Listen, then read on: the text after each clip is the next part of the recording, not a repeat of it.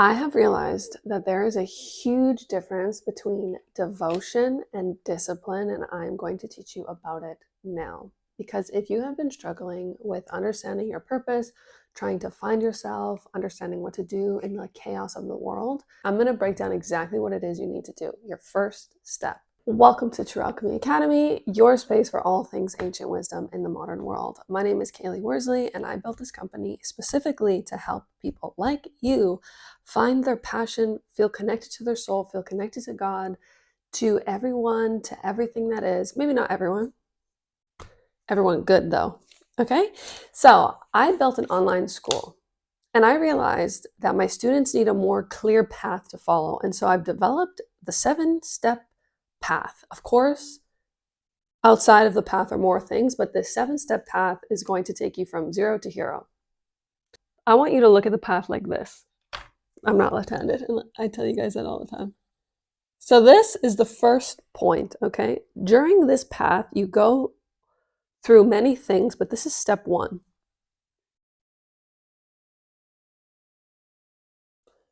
I will reveal step 2 in the next video. So step 1 is actually something called maybe it would be easier with my left, hold on.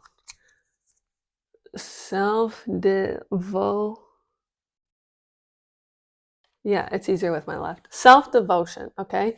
Now, self-devotion is different than something like discipline, like waking up at 4 a.m. every morning and going to the gym and doing cold plunges and, it's different.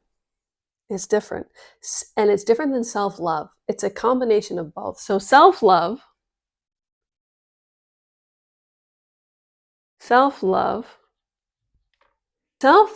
is how you feel about yourself. So it's your feelings. So I'll write down the feelings.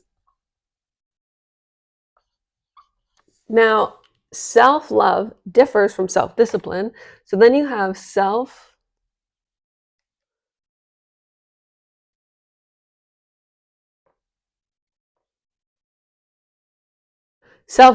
And self-discipline is how you act on those feelings. This is step 1 of understanding the path.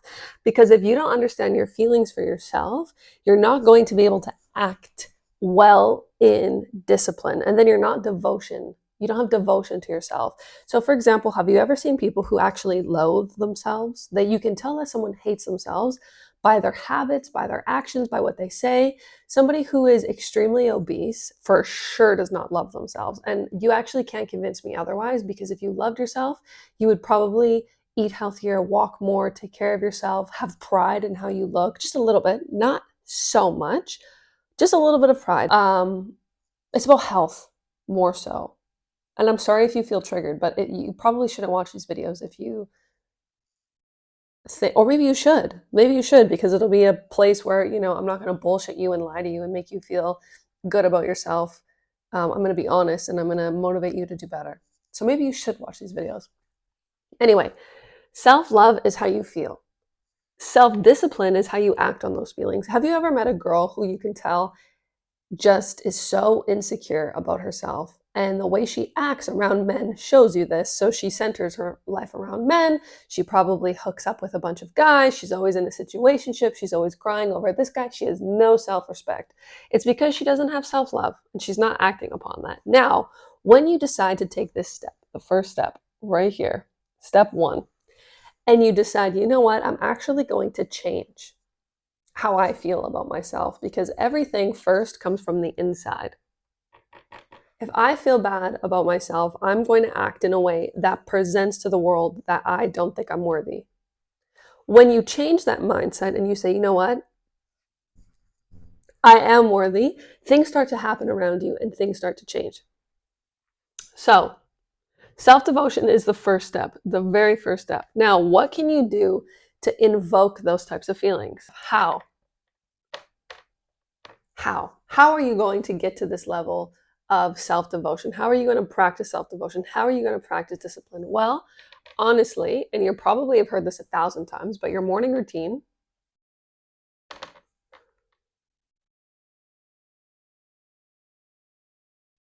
Your morning routine sets you off for success. It really does. To start your morning in a way that honors your energy. So you can start with breathing techniques. You can start with 10 minutes of meditation. You can also start it off with maybe 10 minutes of movement, nourishing food for your body. Because not all bodies are the same, which I have expressed how I think bodies are, but they're really not all the same. So maybe one morning I wake up and I crave yogurt, but then the next morning I wake up and I crave eggs. Even my body isn't the same every single day. So I'm never going to tell you how you should nourish your body, but I am going to tell you that you should nourish it. Does that make sense? I'm not going to tell you how. If you can't stand HIIT workouts, I'm not going to force you to do them. If you don't like Pilates, I'm not going to force you to do them. I'm going to say you need it. You need something. Find it. But I don't know what it is. Only you can find it for yourself. Does that make sense? So I don't know what food is good for you. I don't know what movement is good for you. All I know is that it is good for you. Does that make sense? So this is something else. For example, this is my morning routine. I'll break it down for you. My morning routine is number 1, write down dreams. This is the first thing I do. The second thing I do, obviously I go to the washroom, I put shea butter on my face, I blah, blah, blah. Then I coconut oil pull. After this, I have cucumber juice. After this, I have some type of herbal tea. Or I have lemon water, or I have mushroom tea as well. Like there's tea. The fifth thing I do is eat whatever I have, like whatever I'm craving. And that's my morning routine. That's what I do. I also come here. Then if I have the time, because sometimes I don't always have the time, I meditate / move. So I'll do yoga, like 10 minutes, 10, 15 minutes. I really like to meditate for 20. If I could, I'd sit here for an hour if I could, but 20 minutes, okay? That's my morning routine. So that's how I honor who I am, what my soul needs. So this is just the morning routines. So this is something you can do in the mornings, okay? Now, the next thing that I think is really important that a lot of us don't do is say no. A lot of us don't say no, and I'm not quite sure why we don't say no. I have this conversation a lot. Saying no is the way that you say yes to other things. It's not anything else. I have had to boss up the last 2 years of my life because I moved to Europe and I moved to a whole new place with a whole new language, a whole new structure of being. I didn't know anything. I had to say no so much. No to the wrong people. No to this. No to that. No, no, no. And I had to actually push myself, like almost quite literally, to go out and do things, to go out and make friends, to go out and understand society, to go out and learn, to also, not be so quiet, not be overlooked. Like I had to push myself to be heard. You know what I mean? Because I'm in a foreign place, I feel small. Going to the doctor was scary. Going to the dentist was scary. Going to all of these places was scary. But I had to push and I had to advocate for myself in a room with people who are all speaking the same language, and I'm the only one who doesn't. I had to be like, no, I'm here and I matter, and my voice is here, and I will say no or I will say yes. And I had to really advocate. So this was a form of self-devotion because I loved myself enough to push myself out there, to advocate for who I am. And I said no. I said no so much. First of all, I love saying no. And even while traveling, I have learned to bargain. I've learned to bargain with prices. Why is that 15-year-old? It's worth 5. It's worth 5. Why am I paying 15? Such a huge surplus. No way. And so I've begun bargaining, and I don't feel guilty about it anymore because a lot of times it's in our mind that everyone is poor except North Americans, and we feel bad for bargaining for a better price.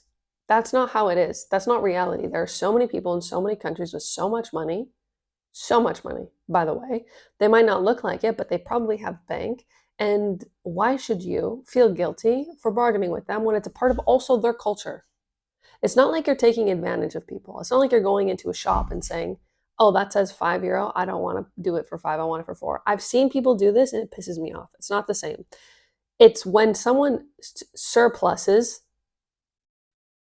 by €50. It's an insane markup. €1, I don't care. Charge me an extra euro. It's fine. 50 though, 50 is crazy. So you say no, you advocate for yourself. It's a part of self-love. Another thing, and I know a lot of you are probably feeling really uncomfortable with the idea of rejecting others because you want to say yes to feel safe, but then you feel guilty for saying yes because you wanted to say no. So what happens when this happens? Because a lot of women feel guilty when they say no. And what happens is when you say no, you are saying no for all of the women who couldn't. What happens when you continuously say yes is your throat, your chakra, because we have chakras, right? We have the 7 of them, which is cool because will be 7 things. What happens when you don't say no is you ruin your throat chakra. When you're always saying yes and you want to say no, you're hurting yourself. You're not hurting anyone else. And then you're going to feel guilty and you're going to feel shame and you're going to feel all these things. And all you have to do is say no. And the more you say it, the easier it becomes. Okay? Another important thing and I'm teaching students right now, I'm teaching them.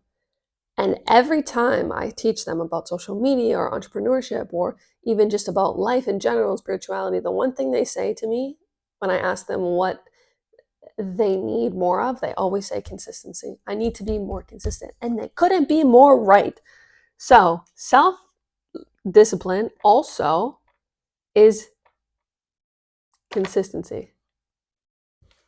Consistency. We need more consistency. What are you doing every single day? 1, 2, 3, 4, 5, 6, 7, 8, 9, 10, blah, blah. You need it. Every day, do one thing that's going to take you to the place you want to be. One thing. Every day. One thing every day. This actually looks like a rama, not a Y, but whatever. Every day, do one thing that takes you closer to that goal. You know what happens is it starts to snowball. First, it's like this. And then the next day, it's like this. And then the next day, it's like this. And then the next day, it's like this. And then it's like this. And then it's like this. Then it's like this. And it snowballs. And it just keeps going up. The trajectory, when you're consistent, continues up in an upward spiral. You need consistency. This is how you self-devote. I hope that self-devotion makes sense to you. And one thing that I always recommend you have is a journal, because this is self-reflective. If you don't have a journal, maybe you don't stop and think. You need that moment where you stop and think. And then you go, okay, perfect. You need it. You need the journal. You need a journal. And also another thing with self-devotion is read more. Read different topics. Find what you really like, because if you're not reading, you're also not growing. Reading, I can tell people who read versus people who just read Facebook and news posts. You can tell because not only is their level of education different, but also the words they use, if they feel fear, if they don't get excited, if blah, blah, blah, blah. There's so many characteristics that reading helps you do. This is why I love books. This is why I write books. This is why I always advocate for people to read, because your mind becomes sharper. It's a tool. Your mind is a tool. And with self-devotion, you're refining this tool. You're molding it. You're crafting it. And it's a really important thing for you to have a sharp mind in life, because mind over matter, mind over matter is actually the 7th step. So we've gotten a little too far because I'm a little too excited. But once you see how it moves, the path that takes you, you get to a point where you understand that mind is bigger than any of the steps except love, which is self-devotion. Anyway, I hope that you guys learned a lot here today. The school that I am redoing is not out yet, unfortunately, but you can go and subscribe to the email list for updates of when it will come out. I'm really excited to be able to publish it all to you because I think that this is really, really going to help a lot of people. The path. I'm laying out the path for you, okay? So subscribe to the channel. Of course, leave a comment. Tell me what you think. Try these practices. I'm really excited to see how you begin to mold with a little bit more self-devotion. I'm sorry if I sounded a little harsh today, but I'm just advocating for you, even if it doesn't look like it in the beginning. Okay? Ciao.